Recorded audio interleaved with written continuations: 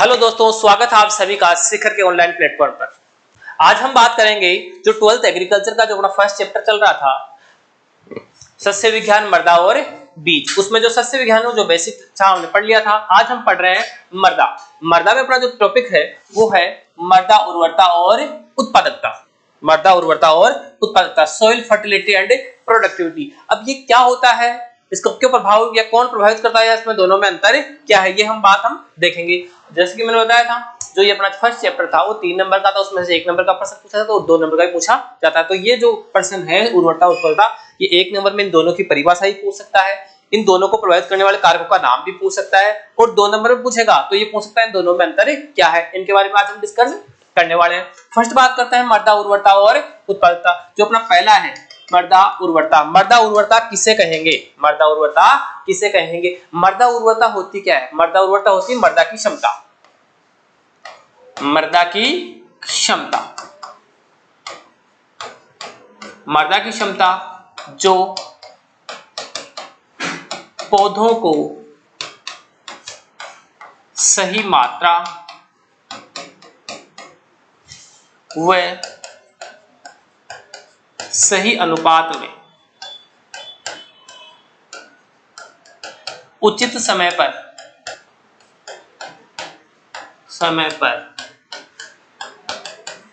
पोषक तत्व उपलब्ध कराती है।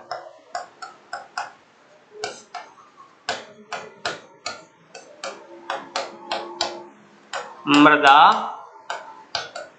उर्वरता कहलाती है। एक नंबर पूछे मृदा उर्वरता किसे कहते हैं, तो मृदा उर्वरता किसे कहेंगे? मृदा की वह क्षमता, मृदा की वह क्षमता जो पौधों को सही मात्रा, जो पौधों को सही मात्रा सही अनुपात में उचित समय पर पोषक तत्व, ध्यान रखना क्या उपलब्ध कराती है? पोषक तत्व उपलब्ध कराती है। मृदा की वह क्षमता, मृदा को हम मां भी मानते हैं, मां अपने बच्चों को सही मात्रा सही समय पर भोजन उपलब्ध कराती है, तो मृदा भी क्या करती है? अपने बच्चों पौधों को सही मात्रा में भोजन, उनका भोजन जो पोषक तत्व उनको प्रोवाइड करवाती है, उसे क्या करते हैं? मृदा उर्वरता। मृदा उर्वरता किसके समान है? माता के समान है, जो अपने बच्चों को सही समय पर पोषक तत्व उपलब्ध कराती है। तो मृदा भी क्या है? मृदा उर्वरता भी क्या है? मृदा की ऐसी क्षमता, मृदा की ऐसी क्षमता जो पौधों को सही मात्रा में सही समय पर उचित समय पर या उचित मात्रा में पौधों को उपलब्ध करवाती है क्या? पोषक तत्व। अगर दूसरे शब्दों की हम बात करें तो हम कह सकते हैं मृदा की भौतिक, रासायनिक व जैविक शक्तियों का योग, शक्तियों का योग मृदा उर्वरता कहलाता है।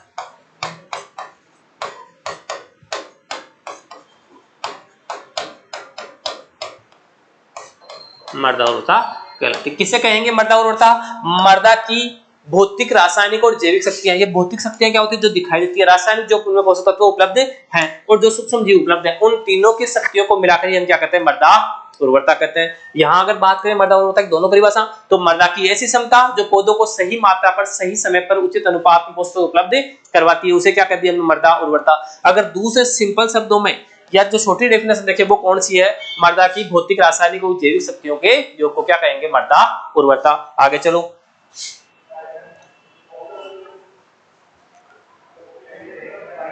नेक्स्ट अपने पास मृदा उर्वरता को प्रभावित करने वाले कारक। मृदा उर्वरता को प्रभावित करने वाले कारक। मृदा उर्वरता को प्रभावित कौन करता है? 2 प्रकार कारक प्रभावित कर सकते हैं। पहला है जो जैविक कारक, प्राकृतिक कारक, और दूसरा कौन सा है? कृत्रिम कारक। प्राकृतिक किसे कहेंगे? जो प्रकृति के रूप में या प्रकृति से मृदा उर्वरता को प्रभावित करता है, जो कृत्रिम रूप से जो मानव द्वारा प्रभावित किया जाता है, या इन कारकों को मानव द्वारा रोका जा सकता है। जो ये कारक प्रभावित करते हैं इनको मानव रोक सकता है, जबकि प्राकृतिक कारक मानव द्वारा रोकना संभव नहीं है। ये सामान्य बात को तो मानव इनको रोक नहीं सकता। अब बात करें प्राकृतिक कारक किसे कह दिया, जो मानव द्वारा रोके नहीं जा सकते, कृत्रिम जिनको मानव या उनको मानव रोक सकता है या प्रभावित करता है। अब पहला इसमें है पैतृक पदार्थ। पैतृक पदार्थ किसे कहेंगे, ये पहला कारक पर जो प्रभावित करता है। दूसरा है स्थलाकृति जो प्रभावित करता है। तीसरा है मृदा आयु। चौथा है जलवायु। पांचवा है मृदा प्रोफाइल की गहराई। छठा है मृदा की भौतिक दशा। सातवां है मृदा अपर्दन और आठवां है मृदा में उपस्थित पोषक तत्वों की मात्रा। जो ये 7-8 कारक हैं, ये किसको प्रभावित करते हैं, मृदा उर्वरता को प्रभावित करते हैं। और ये कौन से कारक हैं, प्राकृतिक कारक। पूछ सकता है 4 प्राकृतिक कारकों के मृदा उर्वरता को प्रभावित करने वाले 4 कारकों के नाम लिख लिया, तो इनमें से 4 लिख देना। अगर कृत्रिम कारकों के पूछ ले तो कृत्रिम कारक कौन से हैं, पहला है जलवायु, दूसरा है फसल की प्रणाली, जलवायु नहीं, जलाक्रांति जिसको मानव प्रभावित कर सकता है। दूसरा है फसल प्रणाली, फसल की प्रणाली को या सिस्टम को मानव प्रभावित करता है। तीसरा मृदा पीएच, इसको भी मानव कम अधिक कर सकता है। चौथा है सूक्ष्म जीव, मृदा सूक्ष्म जीव, इनको मानव रोक सकता है, बढ़ा सकता है। पांचवा है मृदा में कार्बनिक पदार्थों की मात्रा, जैविक पदार्थों की मात्रा मानव बढ़ा सकता है। और छठा है मृदा में कार्बनिक पदार्थों की, एक ही दोनों, 5 ये मृदा में कार्बनिक पदार्थों की मात्रा। यहां तक ठीक है। अब इनका आगे डिस्कशन पढ़ते हैं, क्या क्या है क्या क्या नहीं। पहले बात करेंगे मृदा उर्वरता को प्रभावित करने वाले प्राकृतिक कारक। प्राकृतिक कारक कौन कौन से, प्राकृतिक कारकों में पहला था पैतृक पदार्थ। पैतृक पदार्थ किसे कहते हैं, जिससे मृदा का निर्माण होता है। वह कारक जिससे मृदा का निर्माण किससे होता है,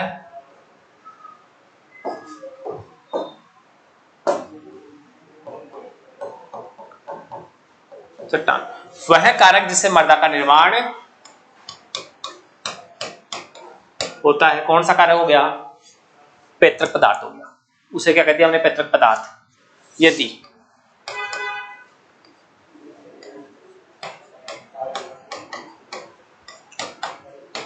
अम्लीय चट्टानों से मृदा का निर्माण होता है,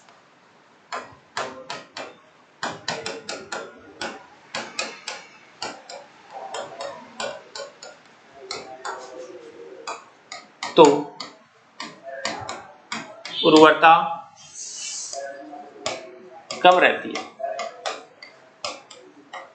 अगर चट्टानों से जबकि यदि मृदा का निर्माण अम्लीय चट्टानों से होता है, अम्लीय चट्टानों से होगा तो मृदा कौन सी बनेगी, अम्लीय मृदा। उसमें कार्बनिक पदार्थों की मात्रा क्या होगी, सिलिकॉन ऑक्साइड की मात्रा क्या होगी, अधिक होगी। और यह इसमें एल्यूमिनियम व आयनों की अधिकता रहती है। एल्यूमिनियम और आयरन आयनों की अधिकता रहती है, जिससे क्या प्रभाव पड़ेगा, इनकी उर्वरा शक्ति क्या होती है, कम होती है। इनकी उर्वरा शक्ति क्या होती है, कम। जबकि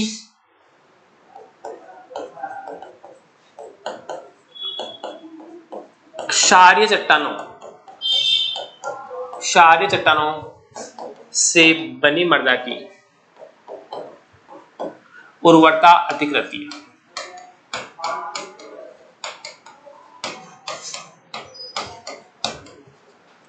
हमें पूछ ले पैतृक पदार्थ कैसे प्रभावित करता है, कैसे प्रभावित करता है पैतृक पदार्थ, वह कारक जिससे मृदा का निर्माण होता है। यदि मृदा का निर्माण अम्लीय चट्टानों से होता है, तो मृदा की उर्वरता कम रहती है। अगर क्षारीय चट्टानों से, तो उर्वरता क्या होती है, अधिक। इतना सा लिखना है।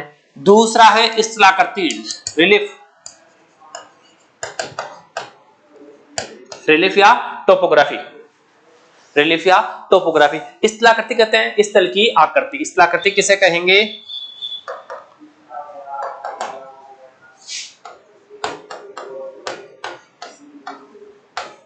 स्थल की आकृति। यदि भूमि समतल है, या कह सकते हैं हम स्थलाकृति, यदि भूमि समतल है या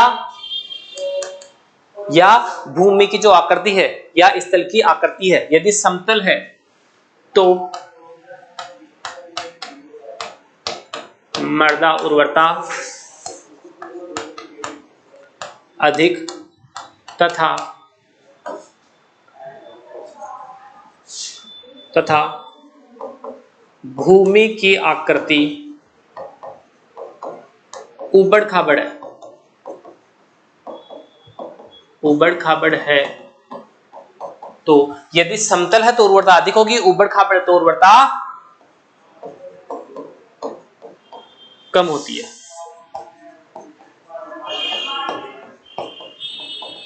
ये बात है। तो गुरुजी ऐसा क्यों? अब सुनो, अगर समतल होगी तो पोषक तत्व कहीं भी बैक नहीं जाएंगे। अगर ऊबड़ खाबड़ होगी तो जो ऊपर वाले क्षेत्र है वहां से वर्षा होगी तो पोषक तत्व कहां जाएंगे? नीचे वाले क्षेत्र, कुछ क्षेत्र पर पोषक तत्व ज्यादा होंगे, ऊपर वाले क्षेत्र पोषक तत्व नहीं होंगे। तो ऊबड़ खाबड़ होंगे तो उर्वरता कम होगी, समतल होगी तो उर्वरता ज्यादा होगी। आगे आ जाओ। तीसरा है मृदा आयु। एक ही चीज, वर्जिन मृदा है,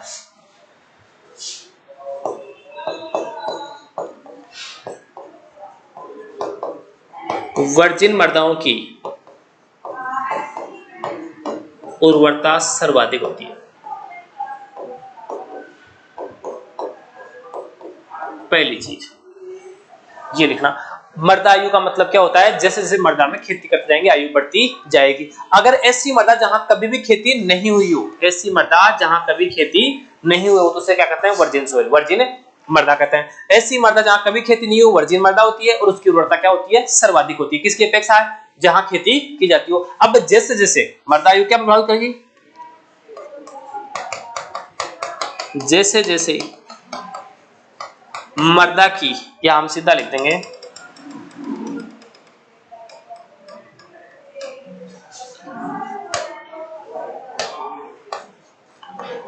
मृदा की आयु बढ़ने के साथ ही उर्वरता में कमी आती है।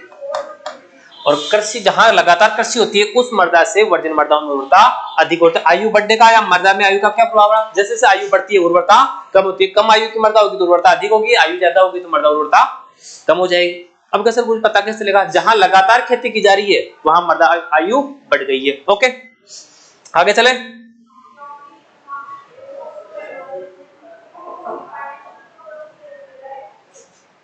अगला है जलवायु। गुरु जलवायु मृदा उर्वरता को प्रभावित कैसे करेगी? जलवायु का मतलब या तो जलवायु कौन सी होगी? आर्द्र, या जलवायु कौन सी होगी? शुष्क। दो जलवायु हो सकती है। ओके, अगर आर्द्र की बात करें और शुष्क की बात करें, जहां वर्षा अधिक होती है, सीधा लिख लेते हम, जहां वर्षा अधिक होती है, या हम कह सकते हैं कौन क्षेत्र है?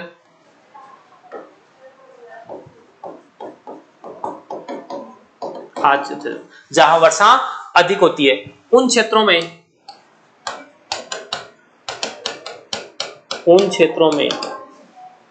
एक तो ध्यान रखना जल शरण, उन क्षेत्रों में जल शरण ज्यादा होता है, या हम कह सकते जल शरण अधिक होता है। हो गया। तथा वहां की मृदाएं अम्लीय प्रकृति की हो जाती है, अम्लीय प्रकृति की हो जाती है। तो ऐसी मृदाओं में जहां वर्षा अधिक होती है उन क्षेत्रों में जल शरण अधिक होता है और वहां की मृदाएं कौन सी होती है? अम्लीय प्रकृति की हो जाती है। इन मृदाओं की उर्वरता क्या होती है? कम होती है। ये बात थी अधिक आर्द्रता की, जहां वर्षा अधिक होती है, जहां वर्षा अधिक होती है। दूसरी देख लो,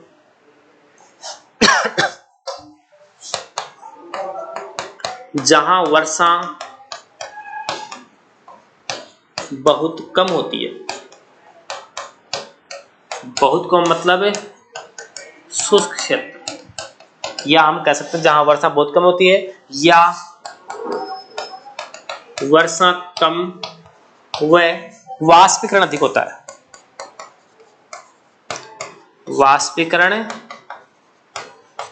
अधिक होता है।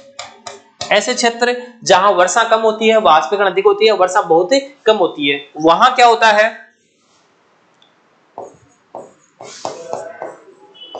भूमि की ऊपरी सतह पर लवण जमा हो जाते हैं तथा उर्वरता क्या होती है, कम होती है। ज्यादा वर्षा भी हानिकारक है और कम वर्षा भी क्या है, हानिकारक है। जलवायु क्या प्रभाव पड़ता है, आर्द्र जलवायु तो भी नुकसानदायक है, शुष्क जलवायु तो भी नुकसानदायक। तो वहां जलवायु क्या रहती है, नॉर्मल जलवायु रहती है, कम अच्छी वर्षा होनी चाहिए और शुष्कता कम होनी चाहिए। तो मृदा में जलवायु क्या प्रभाव पड़ेगा, अधिक वर्षा भी नुकसानदायक और कम वर्षा भी नुकसानदायक है। आगे चले,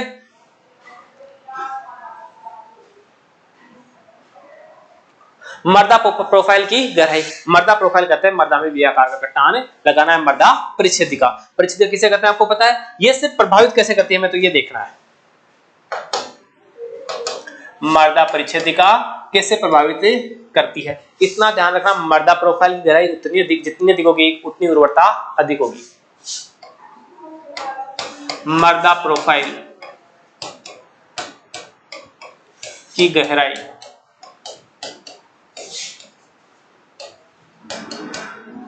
अधिक होने पर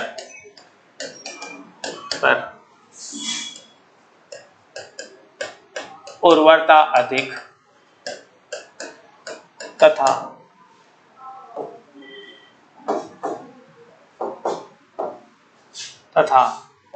मृदा प्रोफाइल की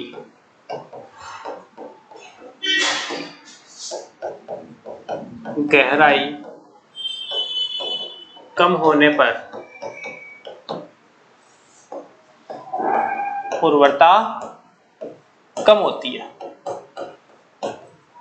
अब क्यों होती है ये पॉइंटेड, गहराई बढ़ गई तो अब इसमें गहराई बढ़ने से क्या होगा, ए और बी संस्तर क्या होंगे, अधिक जैसे सामान्य ए संस्तर 15 सेंटीमीटर का और बी संस्तर 30 सेंटीमीटर, दोनों मिलकर ए और, ये देख लो मिटा दें, ए बी सी और आर, वो तो होता नहीं है। यहां बात करते हैं अपन किसकी, ए और बी की। ये है मृदा परिच्छेदिका। अगर इसकी ए और बी की गहराई एक तो होगी 30 सेंटीमीटर, एक होगी यहां तक क्या 45 सेंटीमीटर। देखो दोबारा देखो एक बार,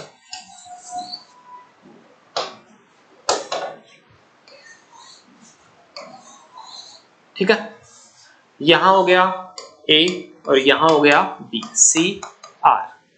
यहां बात करें ए बी सी और आर, यहां मृदा प्रोफाइल की गहराई से, यहां ए और बी संस्तर की गहराई कितनी है 45 सेंटीमीटर मान लें, यहां गहराई कितने मान लें 30 सेंटीमीटर, 25 सेंटीमीटर 20 मान लेते हैं। यहां गहराई क्या है, कम है। अगर गहराई कम होगी तो यहां तक 20 सेंटीमीटर तक क्या है, पोषक तत्व होंगे।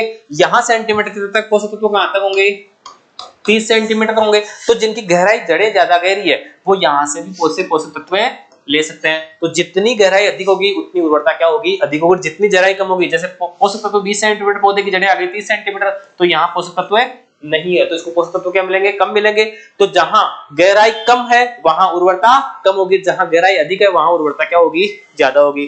एनी डाउट नहीं, चले आगे। अगला है मृदा की भौतिक दशा। वही बात दोबारा आ गई, मृदा की भौतिक दशा किसे कहेंगे, भौतिक दशा जो सामान्य दिखाई देती है। यदि समतल है, यदि समतल है तो उर्वरता अधिक, ऊबड़ खाबड़ है उर्वरता कम। दो चीजें हो गई, समतल है तो अधिक, ऊबड़ खाबड़ तो उर्वरता कम।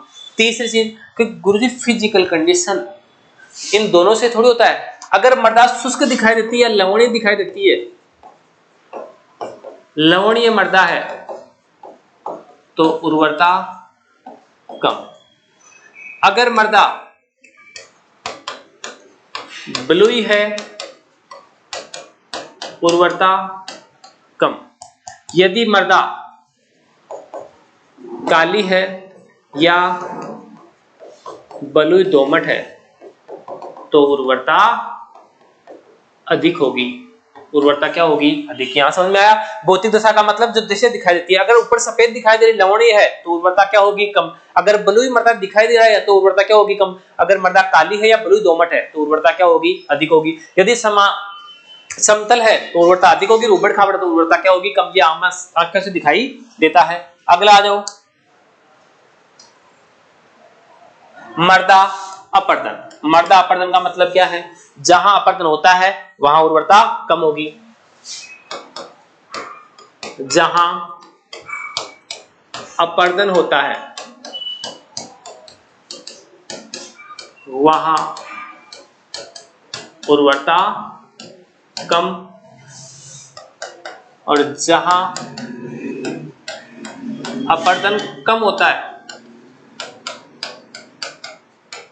उर्वरता क्या होगी?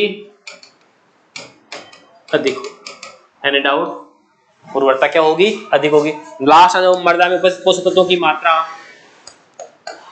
यदि पोषक तत्व उपस्थित है या उपलब्ध है या सही मात्रा में है, सही मात्रा में है तो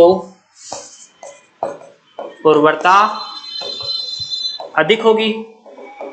और अगर पोषक तत्व है ही नहीं, प्लांट न्यूट्रिएंट कम है, तो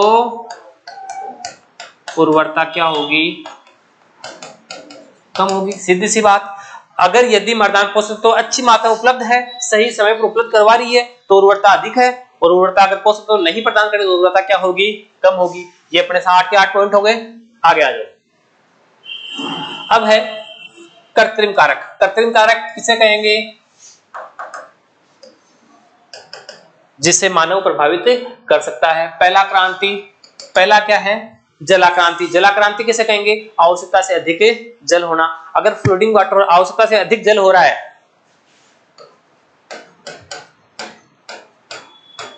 आवश्यकता से अधिक जल होना क्या कहलाता है? जलाक्रांति कहलाता है। ऐसी स्थिति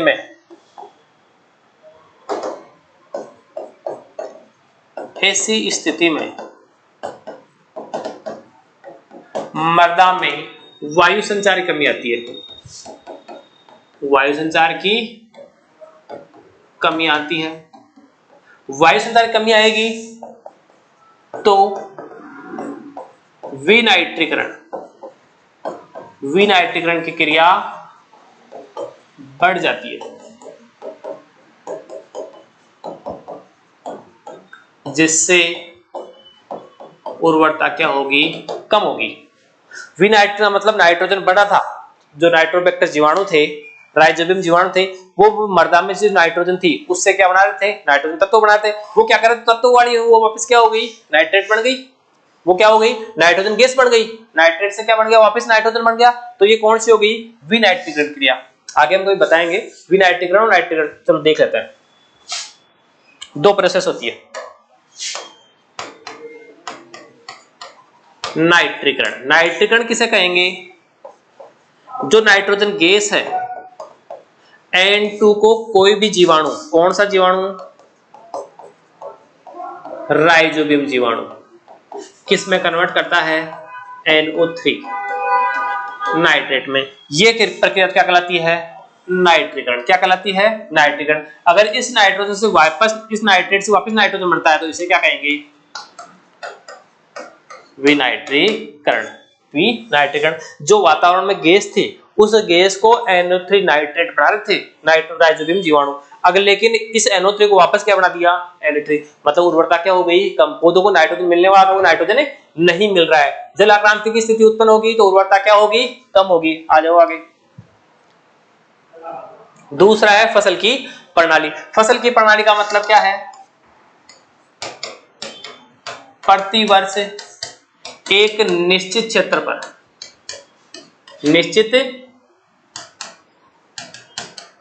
पर फसलों को अदल बदल कर बोने से उर्वरता बढ़ती है। उर्वरता क्यों बढ़ेगी? क्योंकि एक बार दलहनी, उदाहरण के रूप में लिख लें, पहले दलहनी, दलहनी के बाद तिलहनी, तिलहनी के बाद पड़ती, और पड़ती के बाद धान्य फसलें। अगर ये फसल चक्र अपनाते हैं, ये द्विवर्षीय फसल चक्र है, अगर एक वर्ष का अपनाते हैं तो धान्य और दलहन मान सकते हैं। या उदाहरण के तौर पर गेहूं, गेहूं के बाद क्या बोएंगे? मूंग बोएंगे। तो ऐसी स्थिति में उर्वरता बढ़ती है, क्योंकि एक बार गेहूं ने नाइट्रोजन ग्रहण कर लिया, दूसरी बार मूंग है तो नाइट्रोजन फिक्सेशन भी करता है और दोबारा उसमें नाइट्रोजन की मात्रा बढ़ जाती है। अगर ऐसा करते हैं, इसे कहते हैं फसल चक्र। फसल चक्र। मृदा में निश्चित फसल चक्र अपनाने से उर्वरता में क्या होती है? वृद्धि होती है। फसल चक्र अपनाने या फसल प्रणाली अपनाने से क्या होता है? उर्वरता बढ़ती है। अगर ऐसी गेहूं लगातार एक ही प्रकार की फसल बोते जाएंगे तो उर्वरता क्या होगी? कम होगी। मृदा पीएच, मृदा पीएच का क्या प्रभाव पड़ता है? यदि पीएच मान 6.5 से 7.5 होता है तो उर्वरता अधिक होती है। ठीक है। यदि अत्यधिक कम, यदि पीएच मान ज्यादा कम हो ज्यादा अधिक हो जाता है,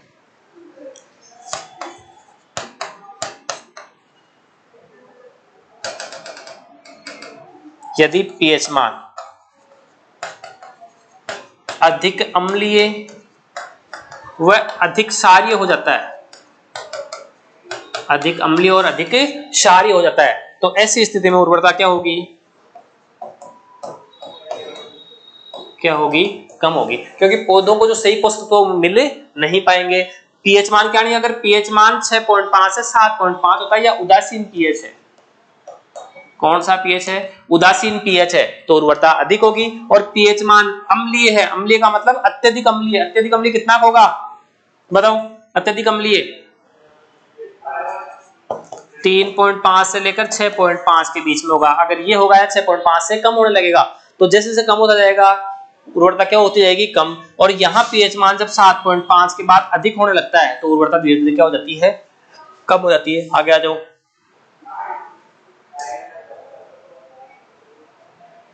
सूक्ष्म जीव, मृदा में सूक्ष्म जीव की उपस्थिति, सूक्ष्म जीवों की मात्रा या की क्रियाशीलता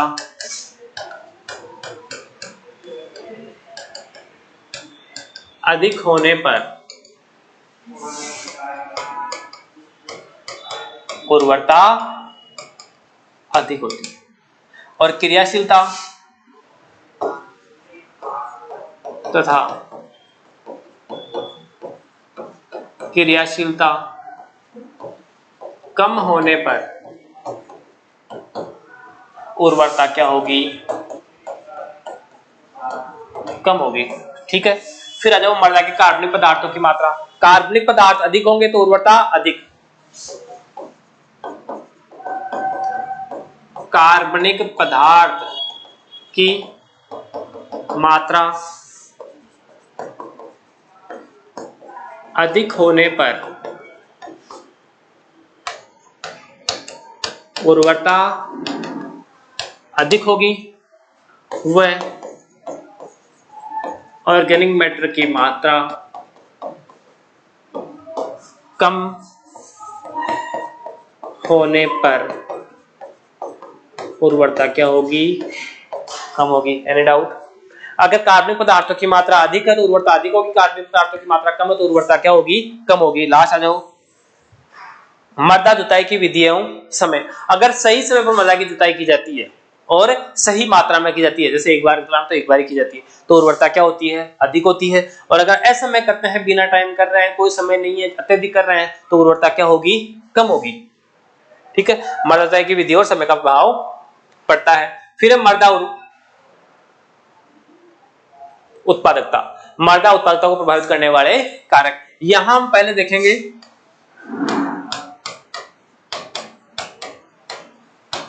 मृदा उत्पादकता, सोइल प्रोडक्टिविटी किसे कहते हैं? मृदा उत्पादकता किसे कहते हैं, यहाँ लिखा हुआ था लेकिन ध्यान नहीं। मृदा उत्पादकता किसे कहते हैं? मृदा उर्वरता कहा था मृदा की क्षमता जो पौधों को पोषक तत्व उपलब्ध कराती है। मृदा उत्पादकता किसे कहते हैं? मृदा उत्पादकता का तात्पर्य प्रति हेक्टेयर उत्पादन,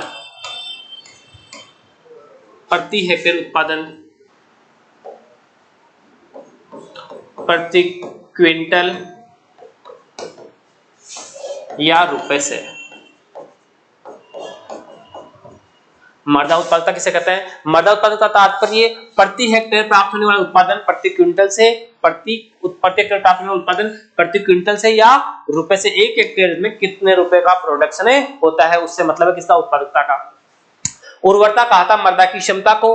मृदा उत्पादकता है मृदा की ऐसी क्षमता जिससे प्रति हेक्टेयर क्विंटल में या रुपए में कितनी उपज प्राप्त होती है। एक हेक्टेयर से प्रति वर्ष कितने क्विंटल उपज या रुपए प्राप्त होते हैं, ऐसी क्षमता को क्या कहते हैं? मृदा उत्पादकता। प्रभावित करने वाले कारक कौन से हैं? पहला है मृदा उर्वरता। अगर उर्वरता अधिक होगी, उर्वरता अधिक होगी तो उत्पादन अधिक होगा। उर्वरता कम होगी तो उत्पादकता भी कम होगी। सामान्य बात करें, अगर मृदा उर्वरता अधिक है तो उत्पादकता अधिक होगी, उर्वरता कम है तो उत्पादकता क्या होगी? कम होगी। सीधी सी बात। मृदा की भौतिक स्थिति, अगर भौतिक स्थिति अच्छी है, भौतिक स्थिति अच्छी है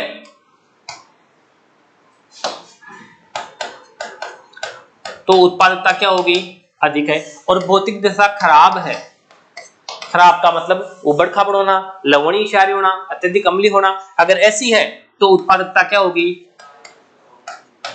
उत्पादकता क्या होगी? कम होगी। ठीक है। फिर मृदा की स्थिति,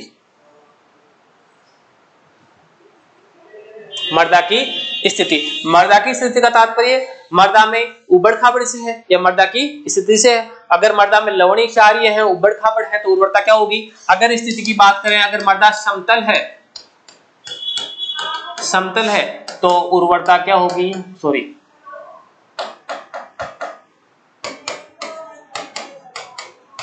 उत्पादकता अधिक होगी। क्यों? क्योंकि ऐसी मृदाओं में, ऐसी मृदाओं में पोषक तत्व सही मात्रा में होते हैं या पोषक तत्व क्या होते हैं?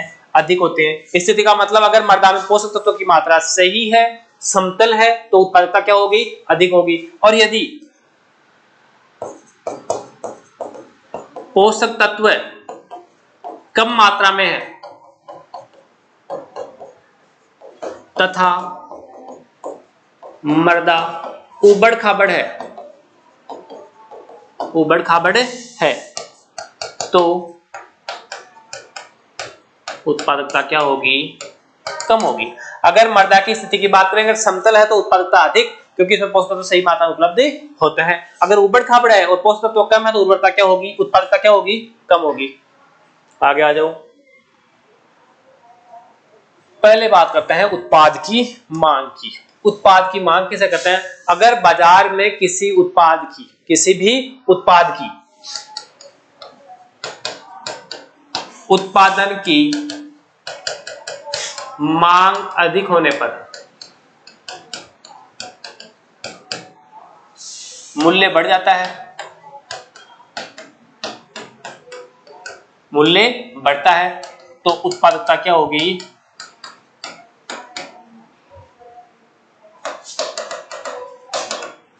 तो प्रति हेक्टेयर उत्पादकता क्या होगी? अधिक होगी। सीधी सी बात। अगर मूल्य बढ़ जाता है, जैसे कोई भी एक अपना खेत है, ये खेत है 4 हेक्टेयर का और ये भी अपना खेत क्या है? 4 हेक्टेयर। सीधी सी बात। यहां आपने क्या बोया? गेहूं बोया। यहां भी हमने क्या बोया? गेहूं बोया। ठीक है। यहां उत्पादकता, सॉरी, यहां उत्पादन की बात आते हैं तो 30 क्विंटल हो गया। कितना हो गया? 30 क्विंटल। यहां कितना हो गया? 40 क्विंटल। कितना हो गया? अब इस स्थिति में देखें तो यहां की उत्पादकता क्या है? ज्यादा है, यहाँ की उत्पादकता क्या है, ज्यादा है। अगर यहाँ गेहूं नहीं बोते, यहाँ हमने क्या नहीं बोया, गेहूं हमने क्या बो दिया, जो, यहाँ क्या बोया, गेहूं, जो कितने हुए 40 क्विंटल। अगर गेहूं की बात है, गेहूं के 30 क्विंटल जो हमने बेचा था, कितना है, मान लो 30 क्विंटल, उसके रुपए प्राप्त हुए अपने को कितने, 20,000। अगर यहाँ बात है 40 क्विंटल, यहाँ अगर जो के भाव कम है और रुपए कितने मिले, 18,000। तो ऐसी स्थिति में उर्वरता किसकी ज्यादा, उत्पादकता ज्यादा किसकी है, इसकी है, यहाँ तक कोई डाउट नहीं है। अगर बाजार में किसी चीज का भाव ज्यादा है, बाजार में किसी भी चीज का मांग अधिक है, मांग अधिक है, उत्पादन सॉरी मांग अधिक, तो मूल्य क्या होगा, बढ़ता है, और ऐसी स्थिति में उत्पादकता क्या होती है, अधिक होती है। अगर खेत में उत्पादन कम भी हो रहा है और बाजार में मांग बढ़ती है या वैल्यू ज्यादा है फसल की, तो उत्पादकता बढ़ जाती है। ठीक है, अगला है यातायात के साधन। यातायात के साधन कैसे प्रभावित करते हैं, अगर खेत से बाजार की दूरी अधिक है, यदि खेत से बाजार की दूरी अधिक है,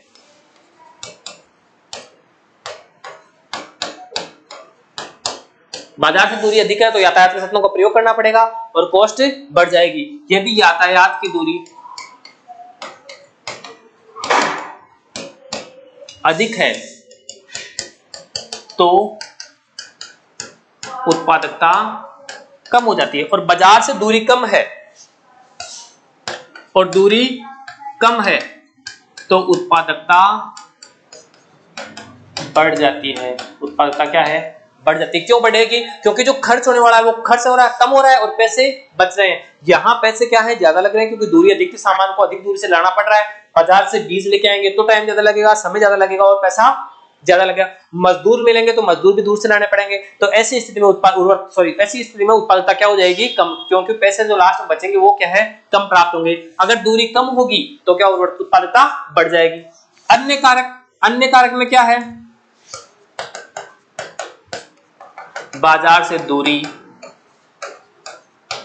मजदूरी, अगर वर्कर नहीं मिलता टाइम पर तो मजदूरी में क्या है, उत्पादकता क्या होगी, कम हो जाएगी, क्योंकि पौधों जो सूखने की स्थिति है उस समय उत्पादन, अगर बीज झड़ जाएगा तो उत्पादन क्या होगा, कम होगा, उत्पादकता कम हो जाएगी। ऐसी स्थिति क्या है, अन्य कारक है। फिर आ जाओ, ये है इंपॉर्टेंट, मृदा उर्वरता और उत्पादकता में अंतर। मृदा उर्वरता और उत्पादकता में क्या अंतर है। पहले आपको पता है मृदा उर्वरता किसे कहते हैं, मृदा की ऐसी क्षमता जो सही मात्रा में पोषक तत्व उपलब्ध कराते हैं। मृदा की भौतिक, रासायनिक और जैविक शक्तियों क्या कहेंगे, मृदा उर्वरता। मृदा उत्पादकता, मृदा की ऐसी क्षमता, मृदा की ऐसी क्षमता जिसे प्रति हेक्टेयर रुपए में या क्विंटल प्रति हेक्टेयर में व्यक्त करते हैं। देखो, मृदा उत्पादकता का संबंध पौधों के आवश्यक पोषक तत्वों की मात्रा सही अनुपात उपलब्ध कराने की क्षमता है। मृदा की ऐसी क्षमता जो पौधों को सही मात्रा में पोषक तत्व उपलब्ध कराती है। दूसरा है मृदा उत्पादक का संबंध प्रति हेक्टेयर भूमि के फसल उत्पादन से है। किससे है, भूमि के फसल उत्पादन से है। दूसरा जो उर्वर मृदा, जो मृदा उर्वर होगी वो हमेशा क्या होगी, उत्पादक होगी। जिसकी उर्वरता अधिक होगी उत्पादकता क्या होगी, अधिक। लेकिन ध्यान रखना, जहां उत्पादकता होती है वहां हमेशा उर्वर, जहां उत्पादकता अधिक होती है वो मृदा क्या होती है, उर्वर होती है। जहां उत्पादकता, जैसे उत्पादन मिल ही गया, हमें पैसा प्राप्त हो गया, उत्पादकता क्या हो गई, अधिक। ऐसी स्थिति में क्या हो सकता है, उर्वरता कम नहीं हो सकती। यदि मृदा उर्वर मृदा, यदि उर्वर मृदा या उर्वरक मृदा है, वो उत्पादक हो भी सकती है और नहीं भी हो सकती है। मतलब कई बार क्या होता है, कीट रोगों का प्रकोप लग जाता है तो उत्पादन, अच्छी पोषक तत्व होते भी उत्पादन क्या हो जाता है, कम हो जाता है। ऐसी स्थिति में उर्वरता क्या होगी, कम हो सकती है, नहीं भी हो सकती है और हो भी सकती है। उर्वर मृदा उत्पादक हो भी सकती है और नहीं भी हो सकती है। कब, जब कीट रोगों का प्रकोप नहीं हो, या उत्पादक उर्वरता है तो उत्पादकता होगी, लेकिन कीट रोगों का प्रकोप लग गया या सिंचाई में कमी हो गई तो उत्पादन कम हो सकता है। फिर है मृदा की भौतिक दशा, रासायनिक स्थिति, पौधों को पोषक तत्वों मात्रा, उनका संतुलन मृदा उर्वरता को निर्धारित करता है। ये सब चीजें मृदा उर्वरता को निर्धारित करती है। पोषक तत्वों की मात्रा, सही समय, सही अनुपात, ये किसको प्रभावित करता है, मृदा भौतिक दशा। ये किसको प्रभावित करता है, मृदा उर्वरता को। मृदा की उर्वरता, परिवहन पर खर्च, उपज की मांग, फसल की पैदावार करने में व्यय, ये आदि किसको प्रभावित करते हैं, उत्पादकता को प्रभावित करते हैं। फिर आ जाओ, मृदा उर्वरता की जांच प्रयोगशाला में की जा सकती है। मृदा उर्वरता की जांच कहां कर सकते हैं, प्रयोगशाला में। जबकि उत्पादकता की जांच खेत में फसल उगाने के बाद ही की जा सकती है। अगर खेत में फसल नहीं लगाएंगे तो उत्पादकता की जांच नहीं हो सकती। इसकी जांच प्रयोगशाला में नहीं की जा सकती, इसकी जांच प्रयोगशाला में नहीं की जा सकती। जबकि उर्वरता की जांच मृदा में जो है या नहीं प्रयोगशाला में चेक किए जा सकते हैं। लास्ट है मृदा उर्वरता। मृदा उत्पादकता का एक मुख्य अंग है। मृदा उर्वरता है जो उत्पादकता का एक अंग है, या हम कह सकते हैं मृदा उर्वरता एक छोटा शब्द है, उत्पादकता क्या है, बड़ा शब्द है। उर्वरता के अंतर्गत आर्थिक नियम, मांग, पूर्ति, उत्पादन व उपज के मूल्य में विचार नगण्य होता है, ऐसी कोई स्थिति नहीं है। फिर है मृदा उत्पादकता। मृदा उत्पादकता एक बड़ा शब्द है जिसके अंतर्गत भौतिक क्रियाएं, आर्थिक नियम सम्मिलित होते हैं, ऐसा ध्यान रखना। यह है मृदा उर्वरता और उत्पादकता में अंतर। नेक्स्ट क्लास में पढ़ेंगे मृदा क्षरण। मृदा क्षरण, उसको प्रभावित करने वाले कारक, मृदा का संरक्षण। ठीक है, आज के लिए बहुत है इतना दोस्तों। आगे वाली क्लास में देखेंगे मृदा क्षरण।